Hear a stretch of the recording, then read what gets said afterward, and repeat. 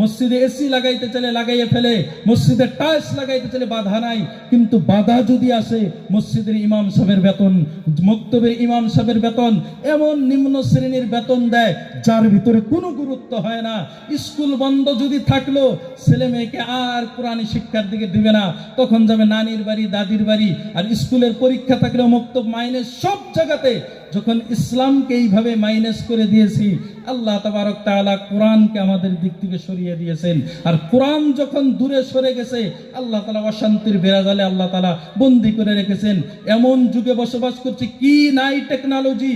এমনও যুগ ছিল যে আমেরিকার মধ্যে কেউ মারা গেলে এখান থেকে জানাজা পড়ার মতন অবস্থা থাকতো না। যদি কেউ দিল্লিতে মারা যেত, লাশ আনার কোনো ব্যবস্থা নাই। কোনো সন্তান দিল্লি থাকলে বাবার লাশ দেখতে পারতো না। আজকে বাবা যদি মারা যায়, সন্তান আমেরিকা থাকুক আর ইউরোপ থাকুক, লন্ডনে থাকুক, যে কোনো জায়গায় থাকুক, মুহূর্তের মধ্যে সে বাবার জানাজা করে। বাবা যদি দিল্লিতেও মারা যায়, লাশ বাড়ির মধ্যে পৌঁছায় দিয়ে তার জানাজা হয়। একটা আত্মীয়ের বাড়ি চলে যেতে হলে নিজের বাড়ির বাহির থেকেই পিলপিলিতে চলে যায়। এতটা সুখ মুহূর্তের মধ্যে মেয়ের খবর ছেলের খবর মোবাইলের দ্বারাই নিতেছে। খাওয়া দাওয়ার ব্যবস্থা আল্লাহ তাআলা এমন ভাবে ব্যতিক্রম করে দিয়েছেন যে একটা খাবার পেটের ভিতরে এমনও হয় না যে কোনোদিন আর ওই যুগ আসবে না যে খাবারের অভাবে কেউ মারা গেছে। না, খাবার অপচয় হয়, খাওয়ানেওয়ালা নাই। একটা করে বিয়া বাড়ির মধ্যে এতগুলো খাবার নষ্ট হয়, কোন জায়গার মধ্যে আর কম পড়েছে এটার খবর আর শুনবেন না। ওই যুগ চলে গেছে। আল্লাহ তাআলা সব দিক দিয়ে উন্নত করেছে। ঠান্ডার পোশাকের জন্য আগুন জ্বালায় বসে থাকতো পুরা দিন, এখন আর প্রয়োজন নাই। হাজারো পোশাকের ব্যবস্থা আল্লাহ করে দিয়েছেন। এসি, এয়ার কন্ডিশন, গরমের জন্য বাঁচার জন্য সব কিছু করেছেন।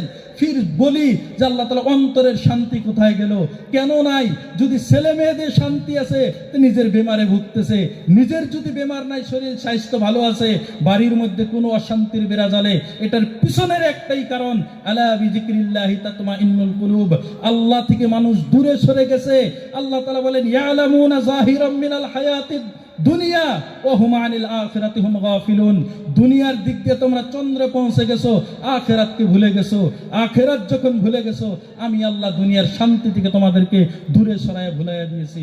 সেই জন্য শান্তির রাস্তা ইসলামের রাস্তা। তারা মাটির মধ্যে শুয়েছিল, তারা ইসলাম ফলো করতো, তাদের ভিতরে শান্তি ছিল।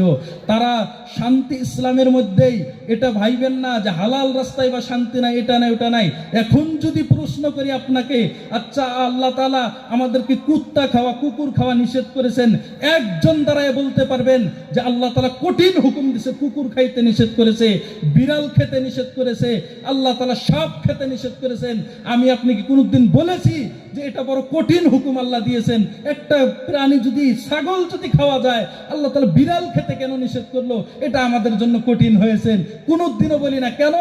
আমরা জানি যে এগুলো খাওয়ার জিনিস না, যেগুলো আল্লাহ খেতে দিয়েছেন আলহামদুলিল্লাহ আল্লাহর নিয়ামত। কিন্তু চাইনিজরা তো খায়, যদি খাওয়ার জিনিস না। নাগাল্যান্ডের মানুষ তো খায়। তা আমরা তো কোনোদিন বলি নাই যে কুকুর খাই না। আরে আফসোস, ইসলাম কত কঠিন। কুকুর খাইতে নিষেধ করেছে, ইসলাম কত কঠিন। বিড়াল খাইতে নিষেধ করেছেন, কোনোদিন বলি না। ওই লোকটাকেই যদি বলি সুদ ছেড়ে দাও, তখন বলবো আরে এখনকার যুগে সুদ ছাড়া বাঁচা যায়, এখনকার যুগে ব্যবসায় মিথ্যা না বললে চলা যায়, এখনকার যুগে ধোঁকা না দিলে চলা যায়। ওই যুগ কি আর আছে? তো কুত্তা না খেয়ে যদি বাঁচা যায়, বিড়াল না খেয়ে যদি বাঁচা যায়, সুদ থেকে কেমনে বাঁচা যাবে না? সুদ যখন ছিল না, সুদ আপনার আমার অর্থনীতির মধ্যে সব থেকে বড় বেঘাত ঘাটছে, তো সুদে ঘটাইছে। যখন সুদ ছিল না, সুদ মানে কি? মানুষ মনে করে ইসলাম শুধু একটা ধর্ম, সুদ নিষেধ করে দিয়েছে, ভাই খেলাম না। কিছু লোক আছে খায় না, কিছু আছে বিজনেস করে, এর নাম না। সুদ যদি নিষেধ করেছে, এর পিছনের যে কারণ লম্বা লজিক। সুদ যখন হয় একটা দেশের ভিতরে, একটা কান্ট্রিতে যখন সুদি ব্যাংকিং চলে, ব্যাংকের সিস্টেম যখন সুদে চলে, ওই দেশ উন্নত করে না। কেন? ওই দেশের ধনী লোকেরা তখন তাদের টাকায় ইনভেস্ট করবে, সুদের পিছনে কর্ম করবে না। আর টাকার গতি হলো দুনিয়ার নিয়ম, যে টাকা যত নড়াচড়া করবে, টাকার মান তত বাড়বে। আর টাকা যখন একজনের হাতে বন্দী হবে, টাকার মান কমে যাবে। জমির দাম আপনি করবেন 20 লাখ টাকা দিন মজুরি করে, আর একজন সুদি লাগাইছে 50 লাখ টাকা, ও দাম করবে 40 লাখ টাকা। কারণ তার মেহনতের টাকা না, ও 40 লাখ দিয়ে কিনবে। আপনি মনে মনে ভাবলেন যে জমির দাম বেড়ে গেছেন। জি না, জমির দাম বেড়ে নাই, টাকার মান কমিয়ে দিয়েছে সুদে। তো সুদ সমাজের মধ্যে সব দিক দিয়েই খারাপ। ইসলামের এমন কোনো হুকুম নাই যে হুকুমের মধ্যে কোনো না কোনো ইসলামিক কোনো লজিক দেয় নাই। আল্লাহ তাআলা সব দিক দিয়ে দিয়েছে, কিন্তু আমরা ইসলাম ছেড়ে দিয়েছি, সেই জন্য এগুলো ভালো লাগে না। যখন ইসলামের ছায়াতলে আশ্রয় নিব, ইসলামের প্রত্যেকটা হুকুম, পৃথিবীতে যত ধর্ম আছে, চ্যালেঞ্জের মোকাবেলা করতে গেলে ইসলাম ধর্মের ব্যতিক্রম কোনো ধর্ম নাই। সারা পৃথিবীর মানুষকে অন্ধকার থেকে আলো দেখানোর জন্য একটা ধর্ম, এটা মুহাম্মদুর রাসূলুল্লাহ।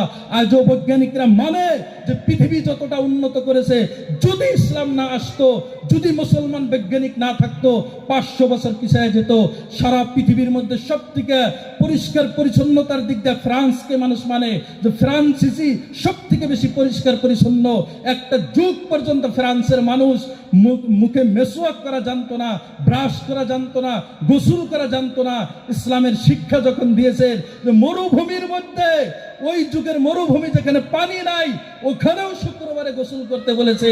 যে জায়গার মধ্যে বলেছেন যে মেসওয়াক করো 5 ওয়াক্ত, পরিষ্কার পরিচ্ছন্নতা, খাওয়ার পরে ওযু করো মানে কুল্লি করো, এগুলো দেখে দেখে মানুষ শিক্ষা নিয়েছেন। সারা পৃথিবীর সব কিছু, নিজের অর্থনীতি হোক, যা কিছু হোক, সবকিছু ইসলাম থেকে মানুষ নিয়েছে। আমরা ইসলাম ছেড়ে দিয়েছি, মুসলমান অধপতনের দিকে গেছে। আজও বলি, ইবনে সিনা নামের, যে জাহরাবি নামের এই অপারেশনের যতগুলো অস্ত্র আছে, চাকু টাকু যা কিছু লাগে ডাক্তাররা ব্যবহার করে, ইবনে সিনা, ইবনে আলী, এগুলো আবিষ্কারক মুসলমান। ইবনে খালদুন, বড় বড় বৈজ্ঞানিক, মেডিকেল সায়েন্সের সবকিছু ইসলামের মধ্যে। মানুষ মনে করে ইসলাম শুধু তসবিহ গুনার ধর্ম। জি না, আপনাকে তসবিহ গুনার জন্য ইসলাম আসে নাই। আমি বলবো না যে আপনি জুব্বা পরেন আর পাগড়ি দিয়ে মসজিদে বসে থাকেন সারাদিন। জি না, ইসলাম এসেছে আপনার পরিপূর্ণ জীবন বিধানকে, আপনার সিলেবাসকে, আপনার ডেইলি রুটিনকে চেঞ্জ করার জন্য। যে লা ইলাহা ইল্লাল্লাহ শুধু একটা বাক্য নয়, এটা যদি মুখের একটা বাক্যই শুধু হতো, যেমন তারা অন্য কিছু বাক্য বলে, এরম লা ইলাহা ইল্লাল্লাহ বলে, অন্য ধর্মরা অন্য কিছু বলে, এমনই যদি হইতো, ফির আবু জেহেল কেন পারে নাই, আবু লাহাব কেন পারে নাই? তারা তো এই জন্য পারে নাই যে লা ইলাহা ইল্লাল্লাহ একটা ইনকিলাবের নাম, একটা পরিবর্তনের নাম। লা ইলাহা ইল্লাল্লাহ, যে লা ইলাহা, কোনো মাবুদ নাই, আমার ব্যবসা বাণিজ্য নাই, আমার পোশাক পাতি নাই, আমার চলাফেরা নাই, আমার ফ্যামিলি সিস্টেম কোনো কিছু নাই, ইল্লাল্লাহ যেভাবে আল্লাহ বলবে ওইভাবেই, এর নাম হলো লা ইলাহা ইল্লাল্লাহ। এটা শুধু বাক্যর নাম না যে মুখ দিয়ে একবার উচ্চারণ করলাম আর জিন্দেগিতে খতনা করলাম, মুসলমানি করেছি বা জান্নাতে পৌঁছে গেলাম।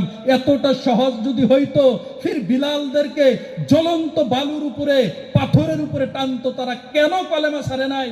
আহাদ আহাদ কেন বলতো? আমি আপনার ইমানের যে অবস্থা, 10 টাকা দিলে 2 সেকেন্ডে বিক্রি হয়ে যায়। একটা ইংরেজ 10, 12, 15 বছর ইসলামকে রিসার্চ করে, ওনার লাস্টে যখন অন্তর থেকে সাক্ষী দেয় যে পৃথিবীর বুকে যদি কোনো সত্য ধর্ম থেকে ওটা ইসলাম, উনি ইসলাম গ্রহণ করেছে। করার পরে নিজের প্রপার্টি, বাড়ি গাড়ি সব বিক্রি করেছে, ইসলামের বড় কিতাব কিনেছে যাতে ইসলাম রিসার্চ করতে পারে। ইসলামের কারণে বাড়ি ঘর সব বিক্রি করে দিয়ে ইসলামের খেদমতের জন্য নিজেকে ওয়াকফ করে দিয়েছে, নিজেকে বিলীন করে দিয়েছেন। দেওয়ার পরে উনি একটা কথা বলেছেন লাস্ট টাইমে, আরে আমি ইসলাম রিসার্চ করে দেখলাম, দুনিয়ার মানুষ, আমি ইসলামের খাতিরে নিজের বাড়ি ঘর সব বিক্রি করে দিয়েছি, গাড়ি বাড়ি সব বিক্রি করে দিয়ে আমি ঈমান কিনেছি। কিন্তু মুসলমানের অবস্থা, নিজের ঈমান বিক্রি করে দেয় গাড়ি বাড়ি কিনে। এই হলো মুসলমানের অবস্থা। সমাজের মধ্যে যখন গুনাহ ব্যাপকভাবে ছড়িয়ে পড়বে আর ইসলামকে শুধু নাম বলতে মনে করে রাখবে, ইউশিকু ইয়াতি আলান নাসি জামানুন লা ইয়াবকা মিনাল ইসলামি ইল্লা ইসমুহু ওয়া লা ইয়াবকা মিনাল কুরআনি ইল্লা রাসমুহু ওয়া মাসাজিদুহুম আমিরাতুন ওয়া হিয়া খারাবুম মিনাল হুদা। যে কিয়ামতের আগে আগে দুনিয়ার অবস্থা এমন হবে যে মানুষ শুধু নামে মুসলমান, নাম আব্দুর রহমান তো মুসলমান, নাম আব্দুল্লাহ তো মুসলমান, নাম জয়েদ খালেদ হযরত ওমর বকর। তো সেই হিসেবে সূত্রে মুসলমান, বাপ মুসলমান তো ছেলে মুসলমান, সন্তান মুসলমান, সেই সূত্রে কোনো কিচ্ছু বুঝে না, না আখিরাত বুঝে, না কোরআন চিনে, সূরা ফাতিহা পর্যন্ত মুখস্থ নাই, 50 বছর অতিক্রম হয়েছে, আত্তাহিয়াত মুখস্থ করতে পারে না, বা সাপের মন্ত্র নামাজ পড়তেছে। এই রকম শুধু নামের মুসলমান। ওয়ালা ইয়াবকা মিনাল কুরআনি ইল্লা রাসমুহু, কোরআনের ভিতরে কি আছে, কি বলেছে, কোনো কিছুর ধারণা নাই। বা শুধু কোরআন একটা রাসমের কিতাব, শুধু আনুষ্ঠানিক একটা কিতাব। কেউ হাফেজ হয়েছে তো পাগড়ি দেওয়ার জন্য কোরআন, কেউ বাবা মারা গেছে তো খতম পড়ানোর জন্য কোরআন, কারো মা মারা গেছে সূরা ইয়াসিন পড়ার জন্য কোরআন। কেউ কোরআন খতম করে সন্তানের নামে, কেউ কোরআন খতম করে বাবার নামে। এই অনুষ্ঠানের কিতাব আমলের ক্ষেত্রে জিরো। আর মাসাজিদুহুম আমিরাতুন, মসজিদ হবে বড় আলিশান, 5 তলা 6 তলা বিল্ডিং, মসজিদ হবে 500 কোটি দান করে দেয়। আবেগে যে বাবরি মসজিদ বানাইতেছে, নিজের মসজিদের মহল্লায় ফজরের তৌফিক হয় না, নিজের মহল্লার মসজিদের 5 ওয়াক্ত নামাজ জীবনে পড়ে নাই, ও মানে খুশি যে বাবরি মসজিদ বানায়। মসজিদ মাদ্রাসা এগুলো হাজারো বানান, যদি আর পিছনের মসজিদের ভিতরে যে কাজ হবে ওটা যদি না করেন, ওই ইট আর এসির কি মূল্য থাকে? ওগুলোর কিচ্ছু মূল্য থাকে না। সেজন্য নাম সূত্রে মুসলমান না হয়ে কিভাবে প্রকৃত মুসলমান হয়ে যায়? দুনিয়ার এই চিত্রকে মানুষ যেটা বুঝে ইসলাম মনে করে এটাকে ভুলিয়ে দেন। আর ইসলামের মধ্যে আল্লাহ তাআলা প্রত্যেকটা যুগে যুগে নবী বানাইছেন। তো 40 বছরের আগে সমস্ত আম্বিয়া ইকরামের আল্লাহ তাআলা নবী বানাইছেন 40 বছর পার করে না, তার আগে আগে। এটাই শিক্ষা দিছে যে প্রত্যেক যুগে যুগে যুবকদের দ্বারায় যদি যুগ পরিবর্তন হয়, তাহলে যুবকরা যদি উঠে আসে পরিবর্তন হবে। আপনার ইউপির মধ্যে উত্তরপ্রদেশে আমরা মাদ্রাসা পড়তাম, যত ওলামা পিছনে বসে আছে জিজ্ঞেস করে দেখেন, যত যুবক আছে সবগুলো ক্রিকেট খেলে। মাগরিবের নামাজের টাইমে, আমাদের ঈদের নামাজেও অতগুলো মুক্তাদি হয় না, ওনাদের মাগরিবের নামাজে যত মুক্তাদি হয়, ওনাদের আসরের নামাজের যত মুক্তাদি হয়, ওদের জোহরের নামাজে যত মুক্তাদি হয়। আর যদি মনে করেন যে আজকে শুক্রবার, আমাদের এখানকার ইজতেমা মনে করেন, এত দোকান পাট ফুর্তি, তারা হলো মুসলমান। সেই জন্য ওই দেশের মধ্যেও এত মুসলমানের যত আলেম হয় ওই দেশ থেকে, বড় বড় ওলামা ওই দেশ থেকে, এত ইন্টারনেটের যুগে একটা চিনেছেন যে জাভেদ আখতারের সাথে বসেছিল মুফতি শামাইল নাদবী। এমন হাজারো সুপারস্তম যারা সুপায় আছে, মিডিয়ার সামনে আসে না। মানুষ তো মনে করে আলেম বিলতি যে লম্বা চূড়া পাগড়ি থাকবে, অমুক থাকবে, অনেক দূর থেকে আসবে। আর ওলামা বক্তব্য মনে করে সুর না দিলে আর বক্তব্য হয় না। সুরের সাথে ইসলামের কি সম্পর্ক? সুরের সাথে কোরআন হাদিসের কি সম্পর্ক? নিজের মসজিদের ইমামকে মূল্যায়ন করেন, নিজের ইসলামকে শিখেন। দূর থেকে আপনার হুজুর আনলেন 10,000 20,000 টাকা দিয়ে, আপনার গ্রামের অবস্থা ও কি জানে? আপনার গ্রামে সুদ চলে, আপনার গ্রামে ঘুষ চলে, আপনার গ্রামে ব্যভিচার চলে, জুয়ার আড্ডা, মদের আড্ডা চলে, ও তো আর কোনো কিছু জানে না। উনি দরুদ শরীফের ফজিলত দিয়ে 1 ঘন্টা বয়ান করে চলে গেল। সবাই বসে বসে আলহামদুলিল্লাহ সুবহানাল্লাহ বলে বলে জান্নাতের মাঝখানে বসছেন, জান্নাতে পায়ে চলে গেলেন। অতটা সহজ নয়। জান্নাত যদি অতই সহজ হইতো, ফির এত কঠিন কেন?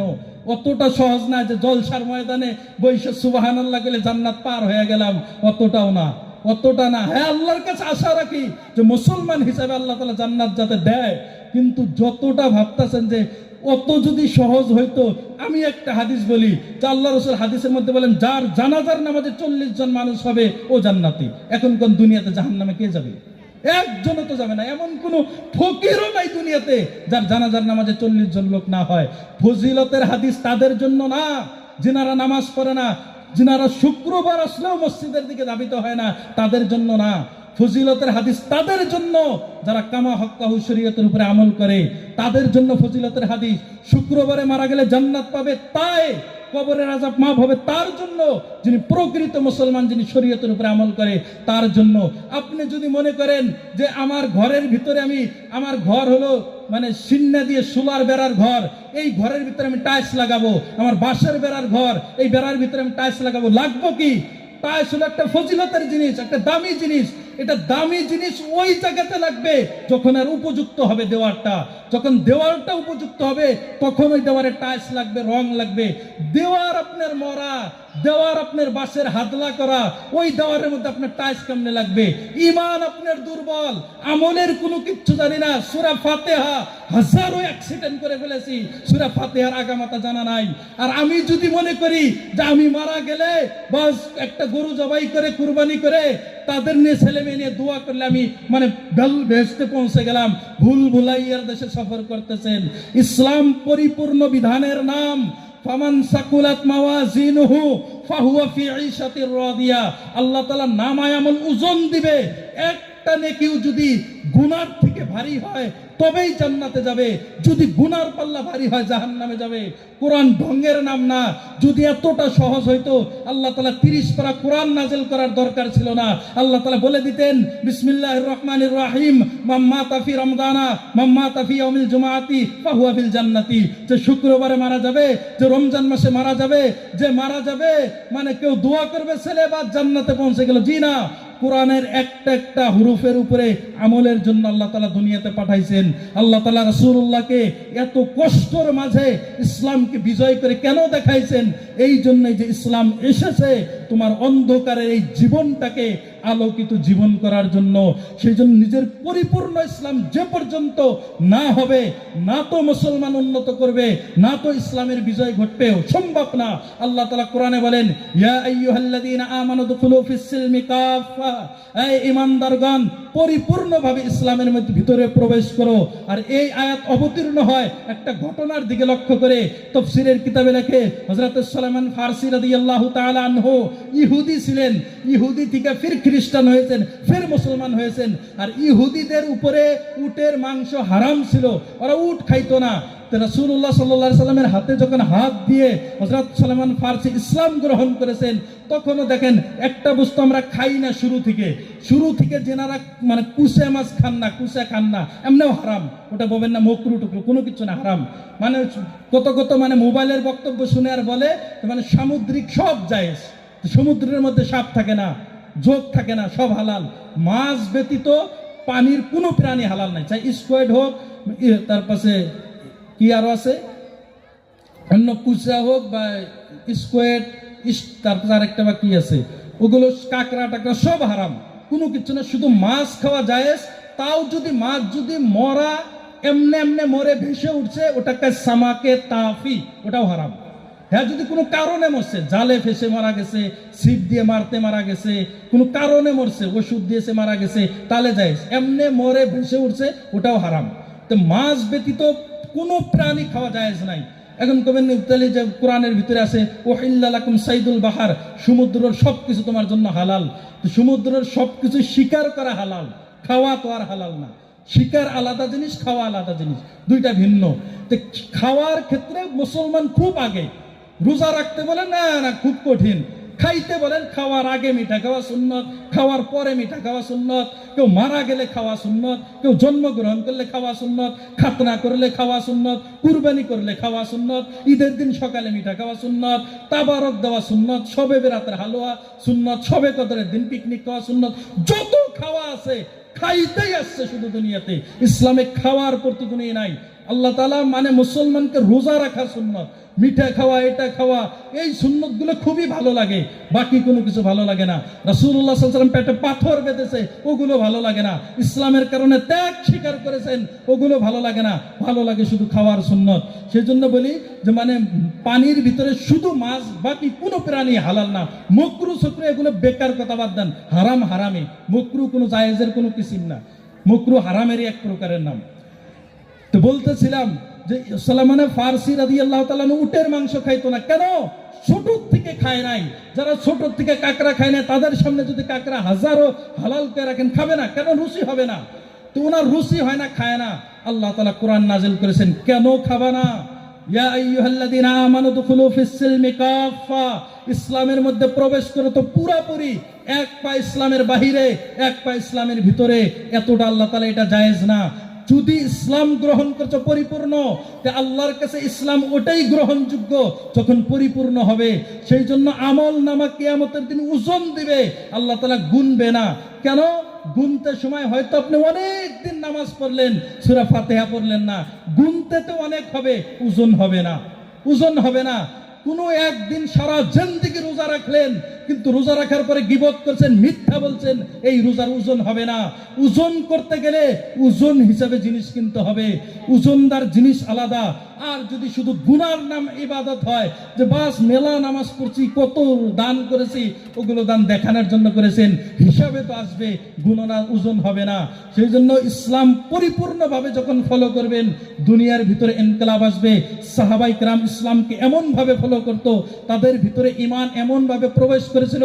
হযরত আবু তালহা রাদিয়াল্লাহু তাআলা আনহু, ইসলাম শুরুতে মদ খাওয়া হালাল ছিল, আর আরবের মানুষ এতটা মদ প্রিয় ছিল, সকালে মদ খাইতো এক আরবি, বিকালে মদ খাইতো, দুপুরে মদ খাইতো। এমনকি অনেক সাহাবাই کرام মদ খাওয়া অবস্থায় নামাজও পড়েছেন, তখন মদ হালাল ছিল ইসলামে। যখন আল্লাহ তাআলা কোরআনের কারীমের মধ্যে মদ হারাম করে দেয়, সাহাবাই کرامের ঈমান ফাকালা কাইলুন, একজন শুধু লোক শুধু এলান করে দিয়েছেন, কাদ হারামাল্লাহুল খামার, আল্লাহ তাআলা মদকে হারাম করে দিয়েছেন। তো মদিনার গলিতে মাটির হাড়িতে সাহাবাই کرام মদ বানাইতো, খেজুর দিয়ে, আঙ্গুর দিয়ে, মধু দিয়ে দামি দামি মদ বানাইতো। মদিনার গলিতে গলিতে মাটির হাড়িও পর্যন্ত ভেঙে ফেলে দিয়েছে। কেন? এই হাড়ি থেকে যদি মদ ফেলে দেয়, শুধু ভিতরের মধ্যে এই হাড়ির ভিতরে মহব্বত থাকবে যে এটার মধ্যে একটা সময় আমি মদ খাইতাম, যাতে ওটাও খেয়াল ভিতরে না আসে। মদ তো ফেলে দিয়েছে, মদের হাড়ি পর্যন্ত ফেলে দিয়েছে, যেগুলোর প্রয়োজন নাই। আর সাহাবাই کرام বলেন, মদিনার গলিতে ৩-৪ দিন পরিমাণ মদ ভাইসা বেড়াইছে। এমনটা ছিল সাহাবাই کرامের ঈমান। একবার যদি শুনতো ইসলামের অমুক বিধান এসেছে, গজওয়া খয়বরের যুদ্ধের টাইমে সাহাবাই کرامের সামনে সাহাবাই کرام ক্ষুধার্ত অবস্থার মধ্যে যখন জুংলি গাধা খাওয়া হারাম করেছে আল্লাহ তাআলা, ওই টাইমে জায়েজ ছিল। তারা গাধার মাংস হান্ডির ভিতরে, বর্তনের ভিতরে, পাত্রের ভিতরে পাকাইতেছে। পাকান অবস্থায় কেউ একজন খবর দিয়েছেন যে গাধার মাংস আল্লাহ তাআলা হারাম করেছেন, সাত হান্ডি পর্যন্ত ফেলে দিয়েছে। আল্লাহ রাসূল সাহাবাই کرامকে বলেছেন যে পাত্র ফেলে দেওয়ার দরকার নাই, ওটা ধুয়ে ব্যবহার করবা। সাহাবাই کرام বলে, না, যদি বস্তু হারাম হয়েছে এটাও আমাদের কাছে বারবার খেয়াল হবে যে এই পাত্রের মধ্যে আমরা হারাম বস্তু খেয়েছি। সাহাবাই کرام এইভাবে ইসলামকে ফলো করতেন। আল্লাহ তাআলা তাদের দুনিয়া এমন যে মক্কার মানুষ ইসলাম গ্রহণের কারণে মক্কা থেকে তাদেরকে বাধ্য করেছে মদিনায় হিজরত করার জন্য। যে আবু জেহেল, আবু লাহাবরা মক্কার মধ্যে তাদের উপরে এতটা অত্যাচার করেছেন, নিজের মাতৃভূমি ত্যাগ করে তেনারা মদিনায় গিয়েছে। আল্লাহ তাআলা ইসলামকে পরিপূর্ণ ফলো করার কারণে, ঈমান তাদের ভিতরে, অন্তরকে কাঁপানোর কারণে, অন্তরের ভিতরে ঈমান প্রবেশ করার কারণে আল্লাহ তাআলা সারা দুনিয়ার রাজত্ব তাদের হাতে দিয়েছিল। আর এমনটা দিয়েছিল, যেদিকে তাকাইতো যে মানুষ বলছে যে ইউরোপিয়ানরা, ইংরেজদের সরকার এমন ছিল যে তাদের রাজত্বকালে সূর্য ডুবতো না। মানে এক জায়গায় যদি সূর্য ডুবতো, আরেক জায়গায় উদয় হইতো। মানে এতটা দেশ তাদের অধীনে ছিল। ভারতবর্ষ তো অনেক বছর ইংরেজরা রাজত্ব করেছেন। তারা বলতো তার থেকে হাজার হাজার কিলোমিটার 22 লাখ মুরাব্বা মাইলের সরকার ছিলেন ওমর ইবনুল খাত্তাব রাদিয়াল্লাহু তাআলা আনহু। এশিয়া মহাদেশ, ইউরোপ মহাদেশ, আফ্রিকান সব মুসলমানের অধীনে ছিল। এমনকি হযরত উকবা ইবনে নাফি রাদিয়াল্লাহু তাআলা আনহু যখন নিজের দলবল নিয়ে আফ্রিকার জঙ্গলে গিয়েছিলেন, জঙ্গলে যাওয়ার পরে যখন আশ্রয় নিয়েছিলেন, জঙ্গলের বনের হিংস্র প্রাণীরা আক্রমণ করার জন্য এসেছিলেন। আপনারা ডিসকভারিতে দেখেন, যত ধরনের জানোয়ারের যে পিকচারগুলো দেখানো হয়, সবগুলো আফ্রিকার জঙ্গলের, আফ্রিকার বনের, ওইগুলো ডিসকভারিতে দেখানো হয়। তো বনের যত জীবজন্তু, তানজানিয়া, আফ্রিকান, কেনিয়া টেনিয়া, যত দেশের মধ্যে যত ফারান্ড আছে, যত জঙ্গল আছে, এই জঙ্গলের মধ্যে সমস্ত হিংস্র প্রাণী থাকে। উকবা ইবনে নাফি রাদিয়াল্লাহু তাআলা আনহু যখন আফ্রিকার জঙ্গলের মধ্যে তাঁবু টানিয়েছে আর বনের হিংস্র প্রাণীরা চারপাশ থেকে আক্রমণ করেছে, সাহাবাই کرام হযরত উকবা ইবনে নাফিকে বলল, ইয়া আমিরাল মুমিনিন, বনের হিংস্র জানোয়াররা আমাদের দিকে ধাবিত হইতেছে, করণীয় কি? উনি আগিয়ে যে বললেন, ইয়া হাশারাতিল আরদ, এই জমিনের কীট পতঙ্গ, নাহনু আসহাবু রাসূলিল্লাহি সাল্লাল্লাহু আলাইহি ওয়াসাল্লাম, আমরা আল্লাহর রাসূলের সাহাবা, আমরা আল্লাহর রাসূলের ছাত্র, আমরা আল্লাহর রাসূলের ছাত্র, তোমাদের জায়গার মধ্যে আসছি কাউকে ক্ষতি করার জন্য না, এই জন্য এসেছি ليخرج من شاء من عبادة العباد إلى عبادة الله تعالى ومن جور الأديان إلى عدل الإسلام ومن ضيق الدنيا إلى سعة الدنيا والآخرة আমরা এই জন্য এসেছি মানুষকে মানুষের দাসত্ব থেকে ফিরিয়ে এনে এক আল্লাহর দিকে ডাকার জন্য, মানুষকে মানুষের গোলামির থেকে ফিরিয়ে এনে এক আল্লাহর দিকে ডাকার জন্য, মানুষের দুনিয়ার অত্যাচার থেকে মুক্তি করে এক আল্লাহর দিকে ডাকার জন্য এসেছি। আমরা তোমাদের কোনো ক্ষতি করার জন্য আসি নাই। বনের সমস্ত হিংস্র প্রাণী, বাঘ, সিংহ সব জঙ্গল ছেড়ে উকবা ইবনে নাফি রাদিয়াল্লাহু তাআলা আনহুকে সমস্ত জঙ্গল ছেড়ে দিয়েছিলেন। আর উকবা ইবনে নাফি এই জঙ্গল পাড়ি দিয়ে সমুদ্রের উপরে ঘোড়া দৌড়িয়ে দিয়ে সমুদ্র পাড়ি দিয়েছিলেন। ইনি ছিলেন ইসলামের কমান্ডার, পরিপূর্ণ ইসলাম ফলো করেছেন। আল্লাহ বনের হিংস্র প্রাণীকেও তার অধীনে করে দিয়েছেন, এমনকি সমুদ্রের পানি তাদের কথা মতো চলতো। আল্লামা ইকবাল এটাই বলেছেন, দস্ত তো দস্ত দরিয়া বিনা ছোড়ে হামনে, বাহিরে জুলমাত মে দৌড়া দিয়ে ঘোড়ে হামনে, যে মানে শুকনো তো শুকনো সমুদ্রের উপরে আমরা ঘোড়া চালিয়েছি। এটা আমাদের ইতিহাস। আমাদের ইতিহাস কোনো অন্যায়ের ইতিহাস না, আমাদের ইতিহাস হলো ন্যায়পরায়ণতার ইতিহাস, আমাদের ইতিহাস হলো সততার ইতিহাস। ইসলাম তলোয়ার দিয়ে ফেলায় নাই। ভুল কথা পৃথিবীর মানুষ বলে ইসলাম তলোয়ার দিয়ে ফেলেছে। ইসলাম যদি তলোয়ার দিয়ে ফেলতো, কোরআনের আয়াত মিথ্যা হইতো, লা ইকরাহা ফিদ্দিন কাদ তাবায়্যানা রুশদু মিনাল গাই, যে কোরআনের আল্লাহ তাআলা ঘোষণা করেছেন জবরদস্তি ইসলাম, জোর করে নামাজ পড়ানো, জোর করে কলেমা পড়ানো, জোর করে রোজা রাখানো ইসলামের বিধানে নাই। যদি কেউ করে আল্লাহ গ্রহণ করবে না। ওয়া মান ইয়াবতাগি গায়রাল ইসলামি দীনা ফালা ইউকবালা মিন, যারা ইসলাম ব্যতীত যে কোনো ধর্ম গ্রহণ করুক আল্লাহর কাছে গ্রহণযোগ্য না। ইসলাম যারা জোর করে কয়, ভারতবর্ষের মানুষকে জোর করে মুসলমান বানিয়েছেন, আরে জোর করে ইসলাম এমনিতেই গ্রহণযোগ্য না।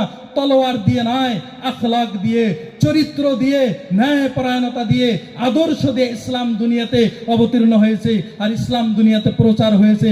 সারা দুনিয়ার মানুষ, স্পেনের মধ্যে তারিক ইবনে জিয়াদ যখন গিয়েছিলেন, স্পেনের মানুষ অত্যাচারিত ছিল, আর স্পেনের মানুষ এসে ইসলামের কমান্ডার যারা ছিল তাদের পায়ে পড়তো যে আপনারা আমাদের দেশ দখল করতে আসছেন, আপনারা দখল করেন, ছেড়ে যেন না, কারণ আমরা মানুষের দাসত্বের মধ্যে, আমরা অত্যাচারের মধ্যে লিপ্ত আছি।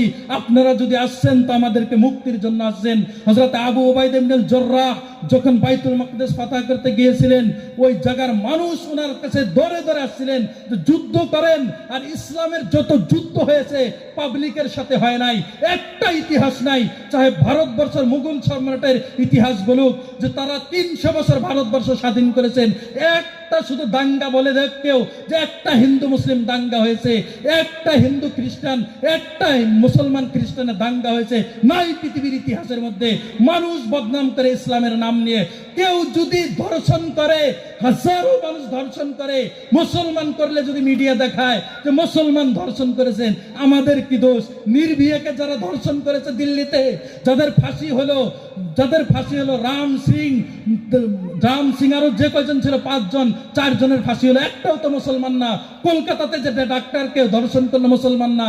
একটা সময় মানুষ বলতো যে ইসলামের মধ্যে জঙ্গলের কানুন, এত জানোয়ারের কানুন ইসলামে দিয়েছেন।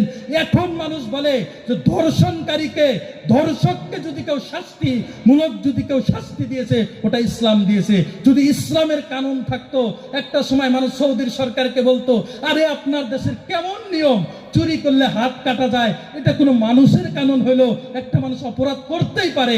তখন সৌদির সরকার বলেছিল আমার দেশে আপনি কয়টা হাত কাটা মানুষ পেয়েছেন?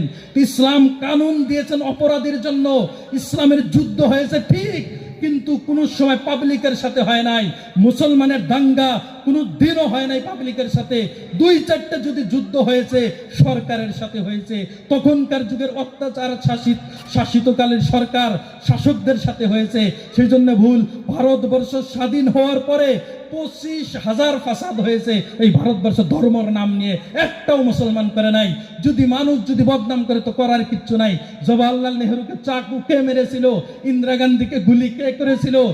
রাজীব গান্ধীকে বোম মেরে কে উড়াইছে? মহাত্মা গান্ধীকে গুলি কে করেছিল? দিল্লিতে শিখদের গলা কে কেটেছিল? গুজরাটের রাস্তা দিয়ে বাড়িঘর কে জ্বালিয়ে দিয়েছিল?